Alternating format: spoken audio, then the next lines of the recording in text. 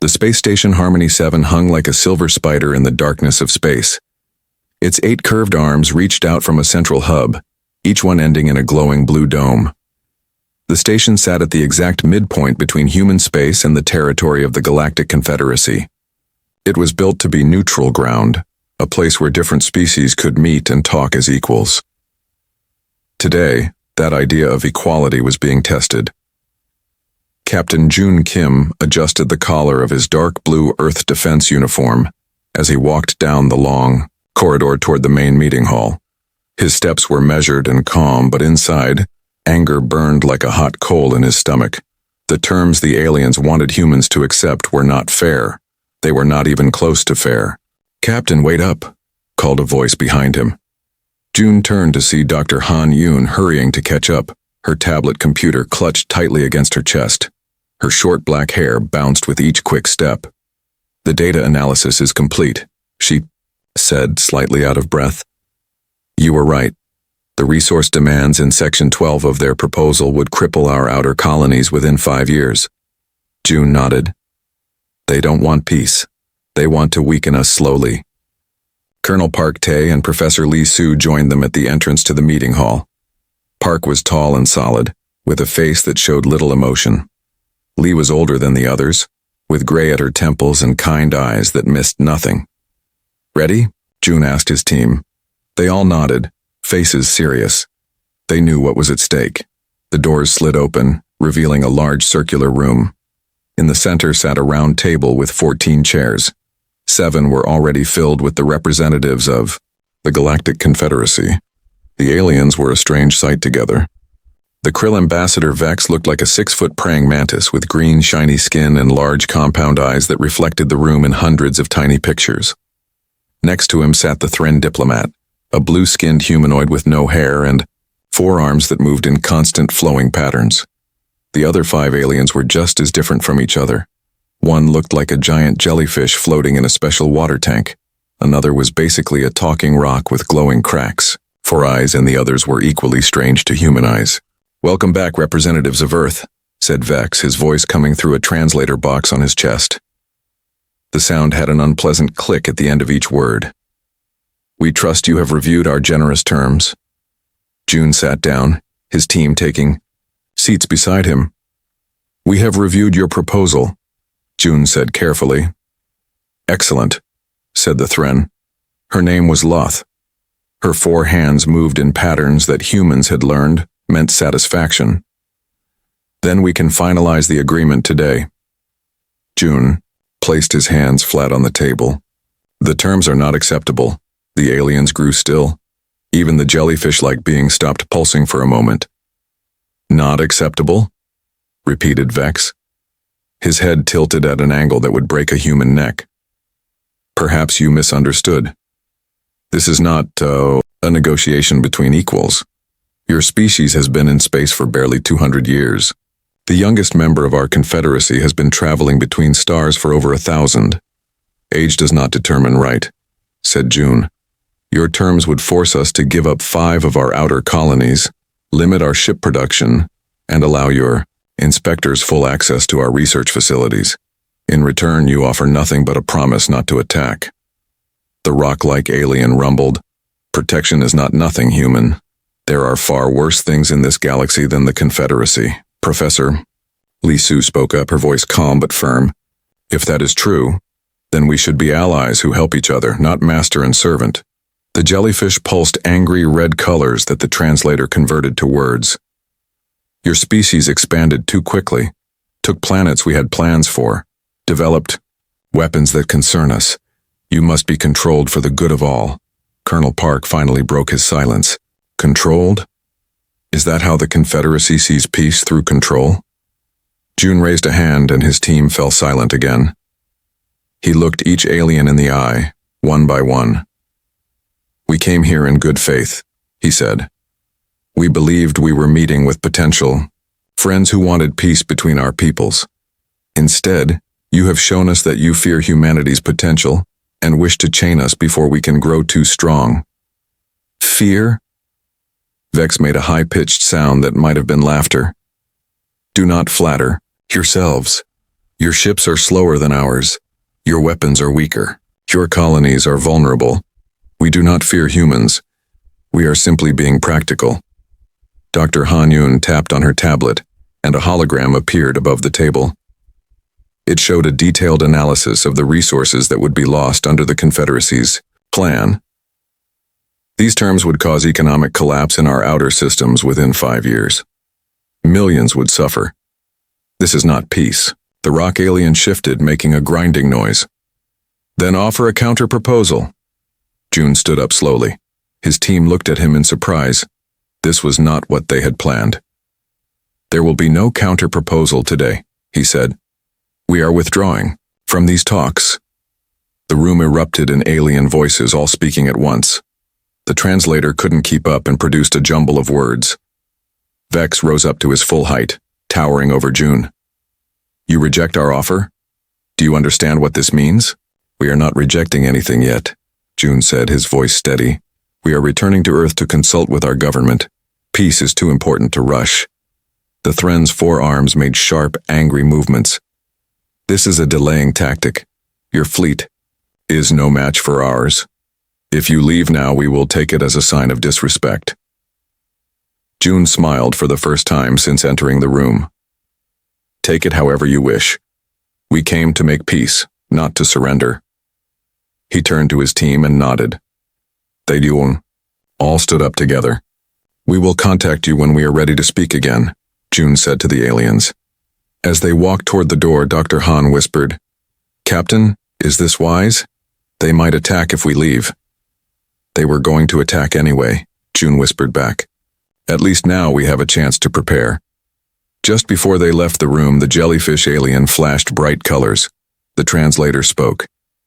Humans have a reputation for being clever, but this is stupidity. You had a chance for a protected place in the galaxy. Now you will have nothing. June turned back one last time. We never wanted protection, we wanted respect. As the human delegation made its way back to their ship, Professor Lee looked worried. They will come for us now. Let them come, said Colonel Park grimly. Dr. Han pulled out a small device from her pocket. It was no bigger than her thumb. Should I send the message? June nodded. Do it. Dr. Han pressed the device. A signal shot out faster than light, heading straight for Earth.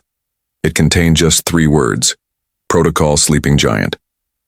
On their ship, as they prepared to jump back to Earth, June looked out at the peaceful-looking space station. Soon that peace would be shattered. The Confederacy thought humans were weak because they wanted to talk instead of fight. They thought humans were retreating because they were afraid. They were wrong. Humans weren't retreating. They were preparing. And the galaxy was about to learn a terrible lesson about poking the wrong beast. 3 months passed. Throughout human space there was constant movement. To outside eyes it looked like panic. Colony ships left the outer planets. Space stations powered down. Trade routes fell silent. Confederacy spy ships watched from a distance and sent back reports filled with words like retreat, abandonment, and collapse.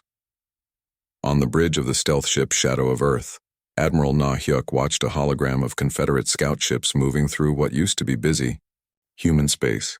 The alien vessels moved confidently, not even trying to hide. They thought they were watching a civilization running away in fear. Admiral Na smiled. Let them think that. Admiral, said Commander Kim Do as he entered the bridge. He was younger than Na, with sharp eyes and quick movements. The latest reports are in. Na nodded. Tell me. Kim pulled up a data screen.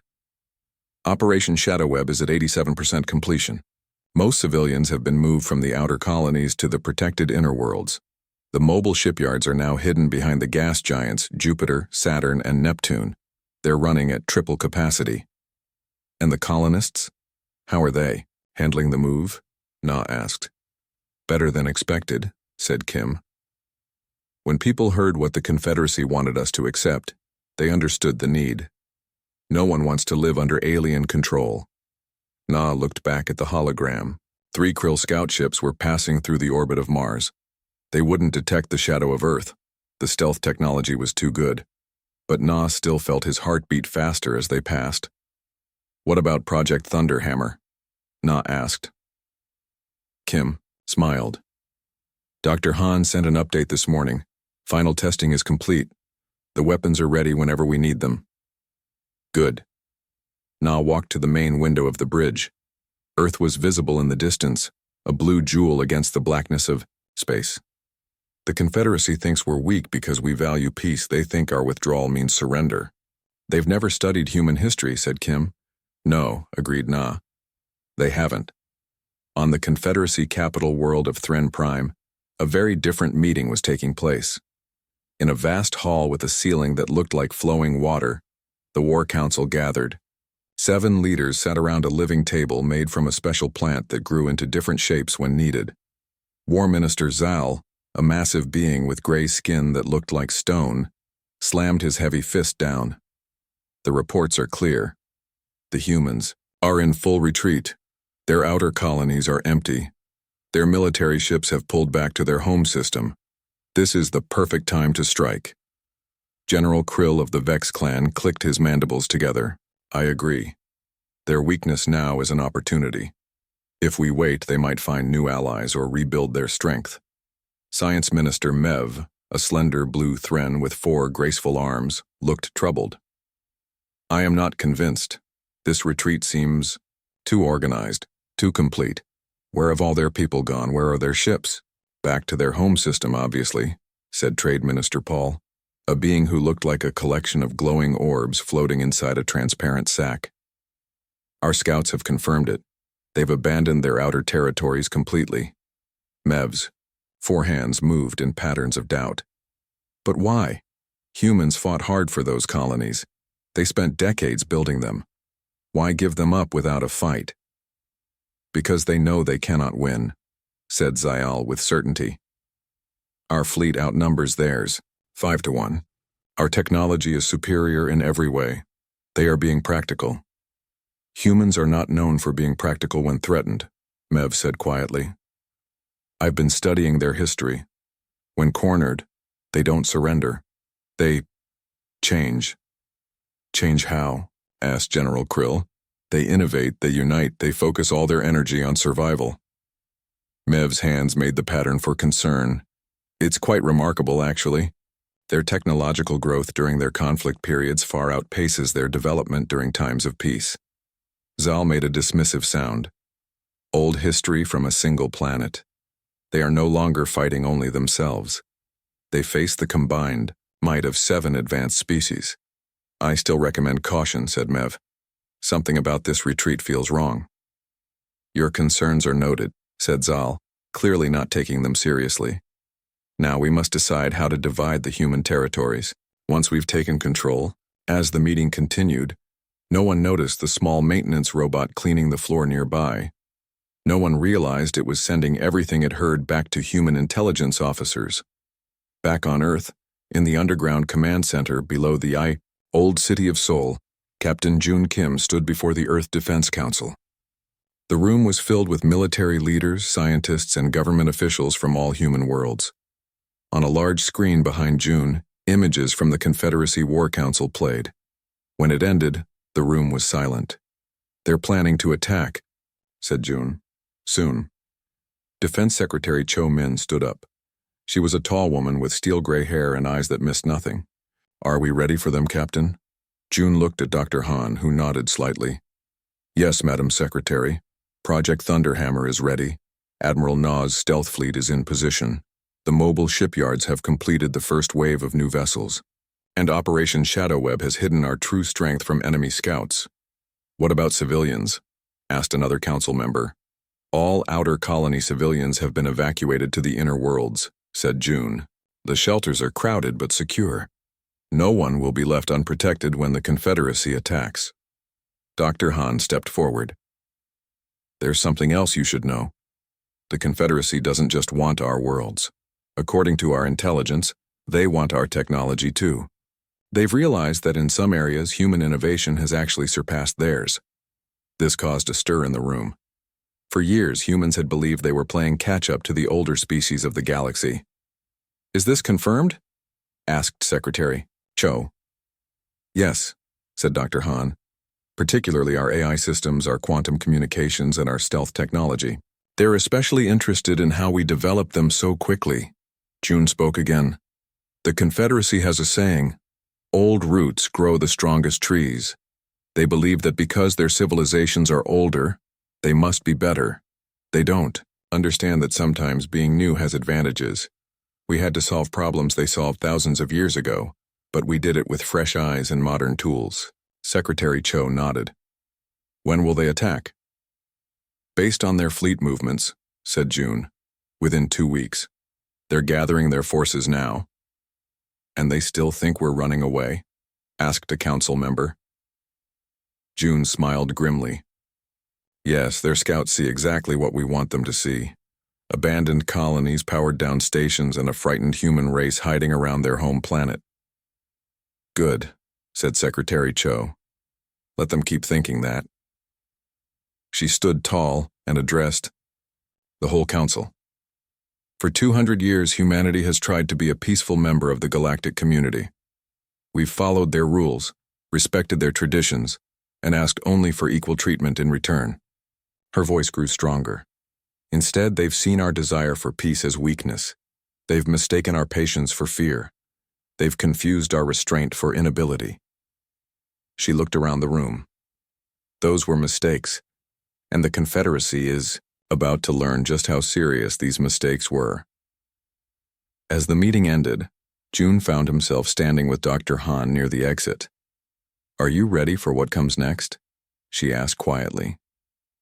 June thought about the peace talks that had failed, about the Confederacy's plans to take human worlds by force, about all the work they had done in secret these past 3 months. Yes, he said. I'm ready for them to learn that humans aren't retreating. He looked at the war plans displayed on the screens around the room. The Confederacy attacks getting moved through space in perfect formation. 500 warships from small, fast scout vessels to massive dreadnoughts filled the darkness with their lights. They looked like a swarm of glowing insects against the black canvas of space. On the command deck of the flagship Eternal Glory, Admiral Vosh of the Krill watched with satisfaction. The massive ship was shaped like a knife blade, designed to cut through enemy defenses. Its hull gleamed with a greenish light from the special metals used to build it. Status report. Vosh clicked to his second-in-command. All ships in position, Admiral, replied Commander Zix. We will reach the human home system in 20 minutes. No signs of defense forces yet. Vosh's compound eyes reflected the starlight. As expected. Our intelligence suggests most of their fleet has pulled back to protect their home planet. They have abandoned their outer colonies to save themselves. Cowards, said Zix. No, corrected Vosh. Just practical. They know they cannot stand against us. This will be a simple operation. The bridge crew worked at their stations, preparing for what they all believed would be an easy victory. The Confederacy had never lost a war. Their technology was the most advanced in the known galaxy. Their soldiers were the best trained. Their 500 warships represented just a small part of their total military might. What could the humans possibly do against such power? As the Confederacy fleet entered the Sol system, they passed the orbit of the planet Pluto without slowing down. Long-range sensors showed nothing unusual, just an empty, cold world at the edge of the system. Admiral Vosh felt a twinge of disappointment. He had hoped for at least some resistance, some challenge to make the victory more satisfying.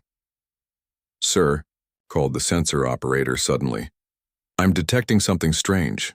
Explain, ordered Vosh. There's nothing here. Vosh clicked in annoyance. That's what we expected. The humans have abandoned their outer colonies. No, sir, said the sensor operator. I mean, there's nothing at all. No debris, no abandoned equipment, no derelict stations, nothing. If they left in a hurry, they should have left something behind. For the first time, Vosh felt a small chill of doubt. The operator was right. A panicked retreat would leave evidence. This felt more like a planned evacuation. Increase sensor range, he ordered, and send scout ships ahead of the main fleet. As they moved deeper into the system, passing the gas giant Neptune, Vosh's unease grew. Where were the human ships? Where were their defense stations? Even if they had pulled back to Earth, they should have left some outposts, some early warning systems. Sir.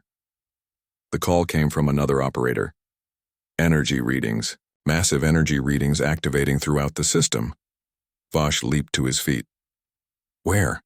Show me. The main screen lit up with hundreds of small dots suddenly appearing all around them. Behind every moon. Inside asteroid clusters. Hidden in the rings of Saturn. Places that had seemed empty moments before. It's a trap, Vosh whispered. Admiral Na-Hyuk stood on the bridge of his flagship Fist of Sol. The massive human battleship had been hiding behind Jupiter along with 30 other capital ships. For months they had waited, powered down to avoid detection. Now all systems blazed to life. All ships report ready, Admiral, said Commander Kim Do. Defense platforms are online. The Thunder Hammer systems are charged and targeting. Na looked at the tactical display. The Confederacy fleet was spreading out, suddenly aware of the danger they were in. But it was too late. The trap was already sprung. Open a channel to the enemy flagship, ordered Na. Kim. Worked the communications panel.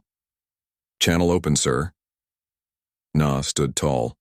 His voice was calm but carried the weight of human determination. This is Admiral Na-Hyuk of the Earth Defense Fleet to Confederacy Invasion Force. You have entered sovereign human space with hostile intent. You will power down your weapons or be destroyed. There was a moment of silence, then a clicking voice responded. This is Admiral Vosh of the Confederacy. You deceived us.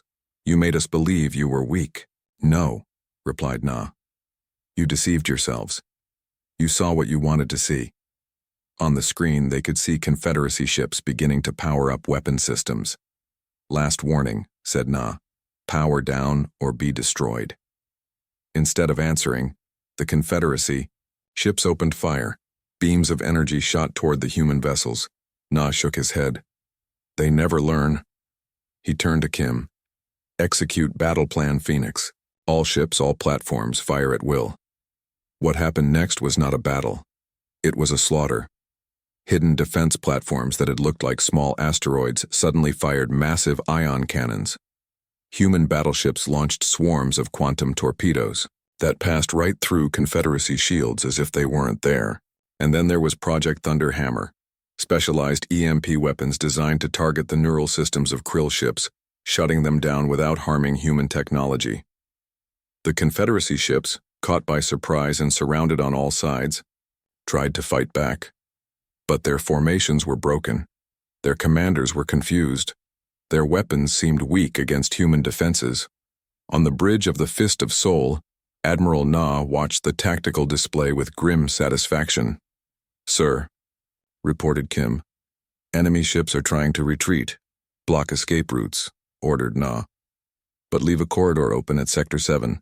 Let a few scout ships escape. Kim looked surprised. Sir? We want survivors, explained Na. We want them to tell the others what happened here today. On the bridge of the Eternal Glory, Admiral Vosh watched in horror as his fleet died around him. Ship after ship exploded or went dark. Distress calls filled the communication channels, but there was nothing he could do. How is this possible? He asked no one in particular. Their technology. It's beyond anything our intelligence reported. Sir, said Commander Zix, his voice shaking. We've lost contact with the left and right flanks. Our center is being torn apart. We must retreat. Vosh stared at the human battleships closing in. They were massive, far larger than anything the intelligence reports had mentioned. And their weapons, sir. Zix was desperate now. Your orders? Vosh looked at his scanner. A small opening had appeared in the human formation. Was it a mistake? Or, it didn't matter. It was their only chance. All remaining ships, he ordered. Retreat through Sector 7, maximum speed. The Eternal Glory turned and fled, along with the few ships that could still move. Behind them, the once mighty Confederacy attack fleet floated in pieces. As they escaped, Vosh made sure all sensor data was being recorded. The Confederacy needed to know what had happened here. They needed to understand what they had awakened. "Sir," said Zix quietly, "how did we not know? How did they hide such power from us?" Vosh had no answer, but he knew one thing with terrible certainty. The humans had not been retreating in fear. They had been preparing for war, and the Confederacy had badly, terribly underestimated them. The great meeting hall on the Confederacy capital world was in chaos. Leaders shouted over each other. Fists pounded on tables. Some representatives were so angry that their translator devices could not keep up with their words. In the center of the storm stood Admiral Vosh. He was one of only 23 survivors from a fleet of 500 ships. His once proud uniform was torn. One of his limbs was missing, replaced with a temporary metal support. But his compound eyes were clear as he faced the fury of the Confederacy High Command. "How could this happen?" demanded War Minister Zal. His stone-like skin had turned almost white with rage. 500 of our best ships destroyed? By humans? "The intelligence was wrong," said Vosh simply. "They were ready for us. They knew we were coming. And their technology..." He paused. Their technology was far beyond what we believed possible. Science Counselor Mev, the blue-skinned Thren with 4 arms, stepped forward. Unlike the others, she seemed more curious than angry. "Show them," she said quietly. Vosh nodded and activated a hologram projector. The air above the meeting table filled with images from the battle. The Confederacy leaders fell silent as they watched their mighty fleet being torn apart by weapons they had never seen before. "What are we seeing?" asked one leader, their voice now hushed with fear. "Human quantum phase torpedoes," explained Vosh, pointing to one image. "They pass through our shields as if they weren't there. Their graviton lances can cut a dreadnought in half. And this..." He showed another image of Krill's ship suddenly going dark. "Project Thunderhammer, some kind of targeted EMP weapon that affects only our neural tech systems, not their electronics." "Impossible," whispered Zal. "This technology would take decades to develop." Mev stepped into the center of the room. Her 4 hands moved in patterns of deep thought. "I've been studying human history more carefully since our talks failed," she said. "There is something you should all understand about these beings." The main screen changed to show images from human history. Old pictures of primitive flying machines, early space rockets, ancient computers. Most species develop technology at a steady pace, Mev explained. A gradual climb over thousands of years. Humans don't follow this pattern. They have periods of slow growth followed by explosive advancement, especially when they feel threatened. The images shifted to show human wars. In their Second World War, they went from basic flight to splitting the atom in 6 years. In their Cold War, they advanced from simple rockets to landing on their moon in just 1 decade. Mev's hands formed the pattern for urgent warning. We gave them 3 months of perceived existential threat. They responded with 3 centuries worth of technological advancement. The room was completely silent now. The anger had been replaced by something new. Fear. "There's something else," said Vosh.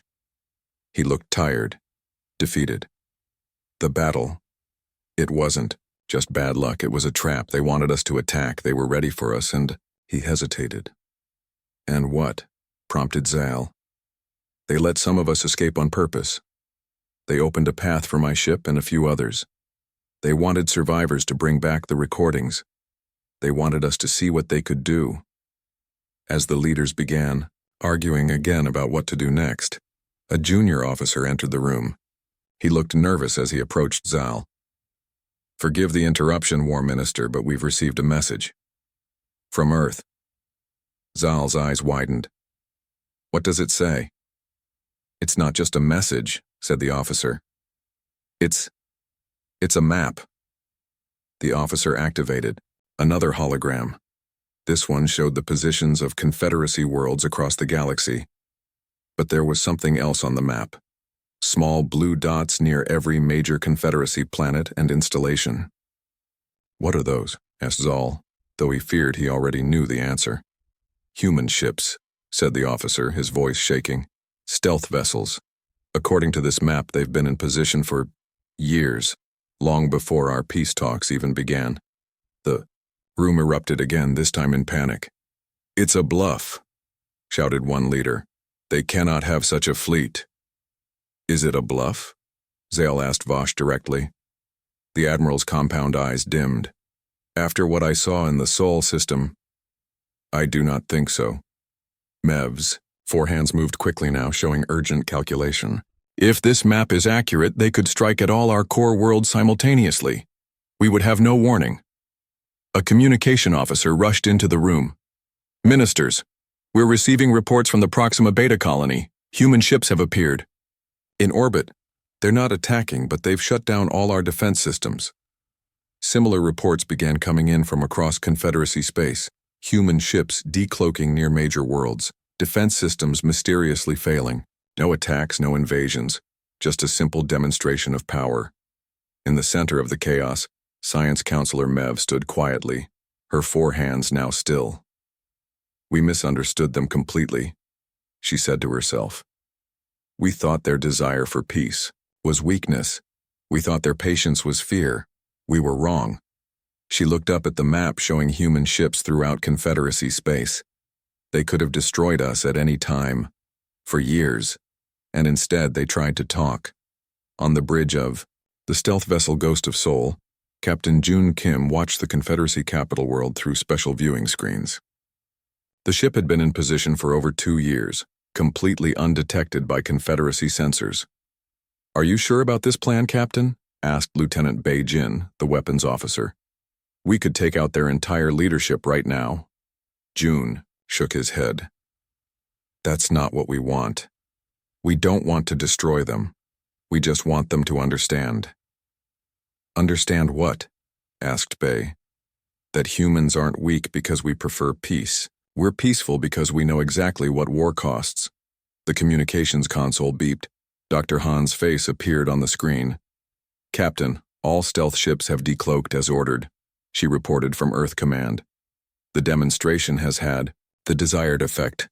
The Confederacy leadership is, well, they're panicking." June nodded. "Good. Have we received any response to our message?" "Yes," said Dr. Han with a small smile. "They've requested immediate reopening of diplomatic channels. They're asking to meet with our representatives as soon as possible." "On Harmony 7 station again?" asked June. "No," replied Dr. Han. "This time they're offering to come to Earth. They're saying they're willing to discuss more equitable terms." June exchanged looks with his bridge crew. After months of preparation, weeks of tension, and days of combat, it was almost funny how quickly the Confederacy's attitude had changed. "Tell them we accept," said June, "and inform Admiral Na that Phase 3 is complete." As the message was sent, June looked out at the alien world below. The Confederacy had existed for thousands of years. They had conquered dozens of species. They had believed themselves invincible, and then they had met humans. "Do you think they've really learned their lesson?" asked Bai. June thought about the battle in the Sol system, about the look on Admiral Vosh's face when he realized what he had walked into, about the map they had sent showing human ships positioned near every major Confederacy world. "Yes," said June. "I think they have. They've learned that poking the sleeping giant was a very, very bad idea." 1 month after the battle in the Sol system, the Great Hall of the United Earth Government in New Sol buzzed with activity. The room was grand, with tall windows that showed the rebuilt city outside. Flags from all human colonies hung from the ceiling. At the center of the room was a large round table. On one side sat the human delegation. Captain June Kim was there, along with Dr. Han Yun, Colonel Park Tae, and Professor Lee Su, the same team that had walked away from the Harmony 7 talks 3 months earlier. Across from them sat the Confederacy representatives. There were fewer of them now, only 3 aliens instead of 7. War Minister Zal was absent, replaced by Science Counselor Mev as the head of their delegation. Admiral Vosh was there too, still with his mechanical limb support. The third alien was a small orange being that humans had never seen in official talks before. Earth Defense Secretary Cho Min opened the meeting. She was dressed in a simple blue uniform with silver stars on the shoulders. "Welcome to Earth," she said. "We appreciate your willingness to travel to our world for these discussions." Mev's 4 hands made a pattern that the translator showed meant respect. "We thank you for your hospitality, Secretary Cho. The Confederacy is eager to establish a new foundation for our relationship with humanity." June noticed how different the alien's tone was now. Gone was the arrogance. Gone were the demands. Now they spoke as equals, perhaps even as supplicants. Secretary Cho nodded to June. "Captain Kim will present our terms." June stood up. The last time he had faced these aliens, they had treated him as a representative of a weak, inferior species. Now they watched him with careful attention, even a hint of fear. "The United Earth government proposes the following agreement," June said, his voice calm and measured. "First, the Confederacy will recognize all current human territories and colonies as sovereign space. This includes the outer colonies you previously demanded we abandon." He paused, but there was no protest from the aliens. Mev simply nodded. "Second, a demilitarized buffer zone will be established at all borders between human and Confederacy space. No military vessels from either side will enter this zone without prior notification and approval." Again, the aliens nodded in agreement. "Third, technology sharing will be reciprocal and overseen by joint committees. We will share advancements that benefit all, but military technology will remain separate." Admiral Vosh's compound eyes flickered slightly at this, but he said nothing. June took a deep breath before delivering the final point. "Fourth, the species responsible for the attack on the Arcturus colony last year will surrender those involved for trial under human justice." This caused a stir. The small orange alien spoke rapidly, and the translator struggled to keep up. "This is outrageous. The Zox Collective admits no wrongdoing in that incident. It was a misunderstanding about territory." June cut him off by activating a holographic display above the table. It showed hundreds of human ships holding position throughout Confederacy space, ships that had been there, cloaked, for years. "These are not negotiations," June stated calmly. "These are the terms of your surrender."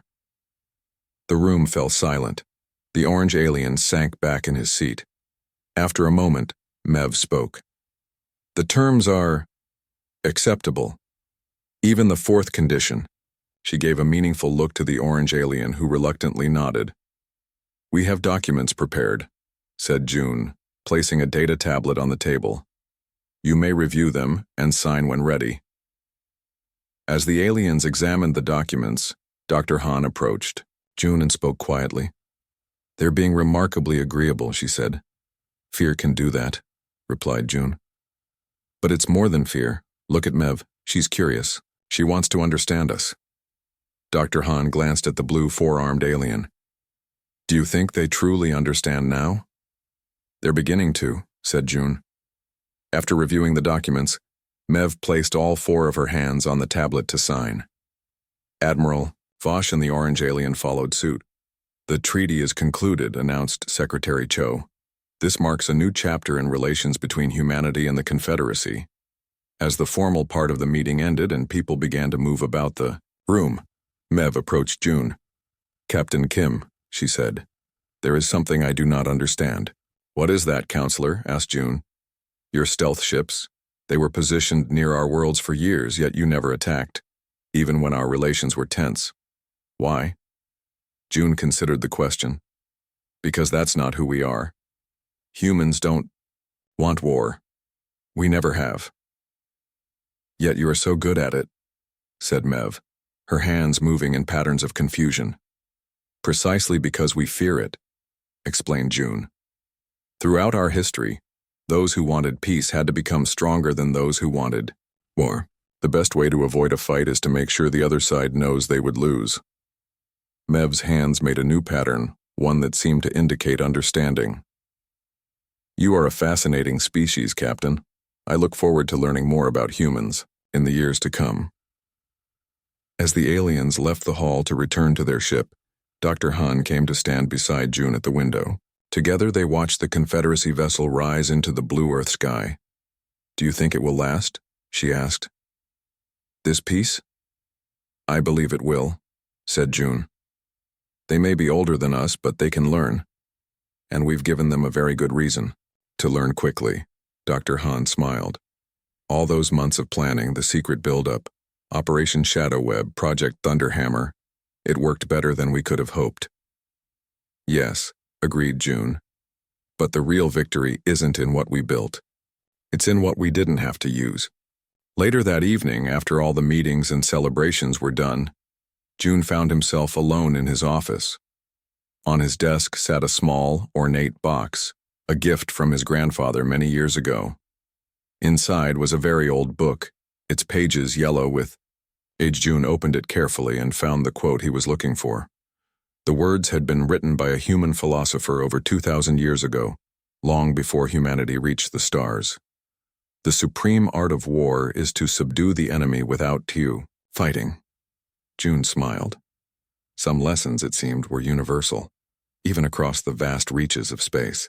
The Confederacy had learned an important truth about humanity, that their desire for peace was not weakness but strength. And the next time some alien power thought about threatening Earth or its colonies, they would remember what happened to the mighty Confederacy when they poked the wrong beast. The sleeping giant was awake, and the galaxy would never be the same again.